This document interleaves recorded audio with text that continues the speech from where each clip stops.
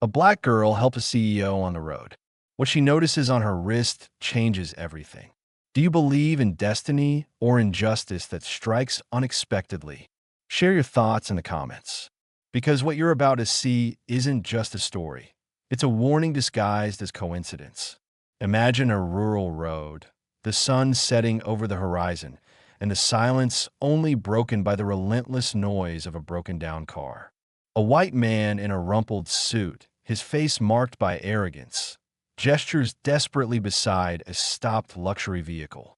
He didn't realize, but the real breakdown wasn't in the engine. Before we dive into this story that will give you goosebumps, tell me, where are you watching from? Write in the comments. It's always exciting to see how far stories like this can reach. Now, do you also get angry when you see someone judged solely by their skin color? If so, leave a like because no one should endure that. This helps spread the message and shows that many of us are fighting against prejudice. Take the opportunity to subscribe to the channel. More real and impactful stories are coming your way. Michael couldn't stand losing control. He was used to giving orders, being obeyed, respected, even feared. But now, standing in the middle of nowhere, he had just been saved by someone he would never have considered important. Something inside him stirred, pride, prejudice, or perhaps both. Breathing heavily, he tried to appear grateful, but all that escaped was a condescending comment. You're lucky. These cars are sensitive. One mistake, and things could have gotten worse. She simply stared, her silence uncomfortable, almost defiant. But it wasn't arrogance. It was clarity, a calm born from experience, from someone who had already been judged countless times just for existing. Do you always treat those who help you with disrespect?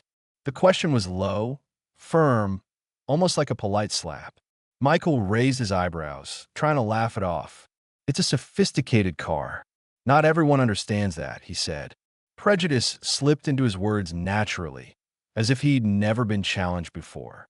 Of course, she replied, gazing at the engine as if she saw beyond the rust and mechanics. She saw intent. Michael snorted and checked his phone again, frustrated that there was still no signal. The situation struck him as absurd. Stranded in a remote place, saved by a black girl who seemed to know more about his luxury car than any engineer. That didn't make sense. Do you work with cars? He asked, trying to find a reason for her expertise. No, she replied with a small smile. I only paid attention while my father worked. She added, and I never underestimated what an unresolved problem could do. He fell silent, trying to hide his discomfort. That woman with grease-stained hands and a serene look had just dismantled his entire perception of who had value. The bracelet on her wrist still glowed faintly but clearly. He didn't understand why it caught his attention so much, but he remembered having seen that symbol before.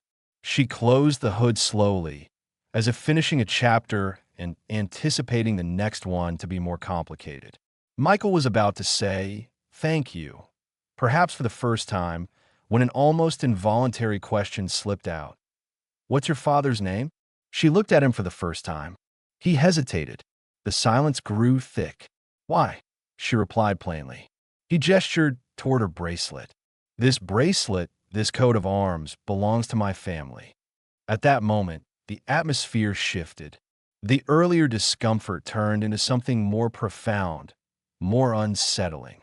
He began connecting dots that once seemed disconnected. She, realizing this, stepped back, not physically, but emotionally, prepared for a truth long hidden. But that truth wouldn't come just yet. Much remained to be revealed, and what was about to happen would change everything. If you've ever been judged before speaking, share your experience below. Appearance can deceive, character reveals. And if you've gone through something similar, share your story in the comments. Your words could reflect many others' experiences. The sound of the engine was like a slap in the face to Michael. He expected anything but that a black girl with steady hands, using worn tools, could bring his luxury car back to life with a calmness that defied prejudice. Standing there, he was forced to face something he'd been avoiding, the evidence of his arrogance. But instead of admitting it, He tried to maintain his stance. You were lucky, he said again, as if his masculinity depended on it. If it were a different model, it might not have worked. She stayed silent. He walked over to her truck, grabbed a bottle of water, sipped, and looked at the sky. Her silence was more uncomfortable than any confrontation. It was a silence of someone who doesn't need to prove anything. And that hurt someone like him. His gaze returned to her wrist. The bracelet wasn't an ordinary accessory. Silver with ancient features, marked by a symbol he'd known since childhood. The Grayson coat of arms, a lion with a sword and star in the background. It appeared on his sister's wedding invitations, on family dinnerware, on official documents he signed as CEO. That bracelet. His voice trembled slightly. Where did you get it?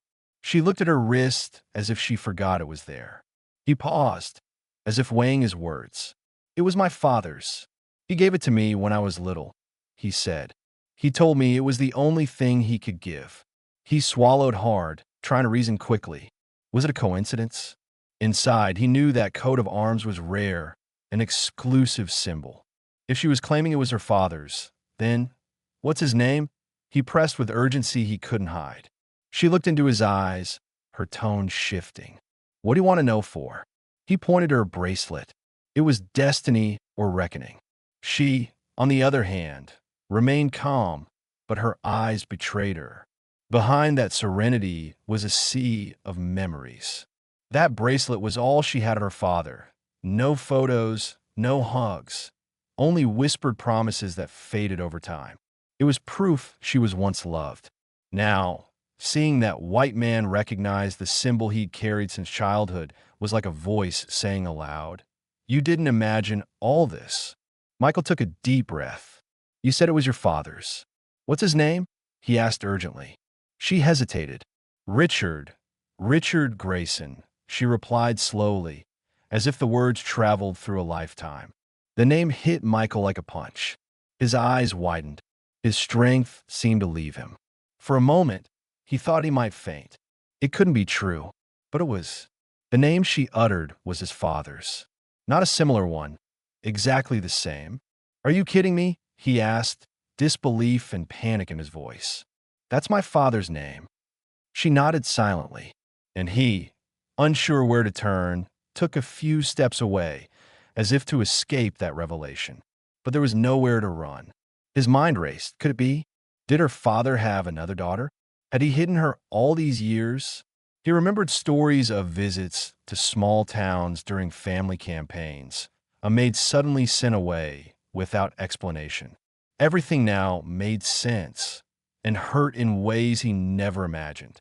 She looked at him, not with pity, but with a strange compassion, understanding that the pain of discovery was different from the pain of exclusion. She had been ignored, erased, silenced, her existence a mere secret.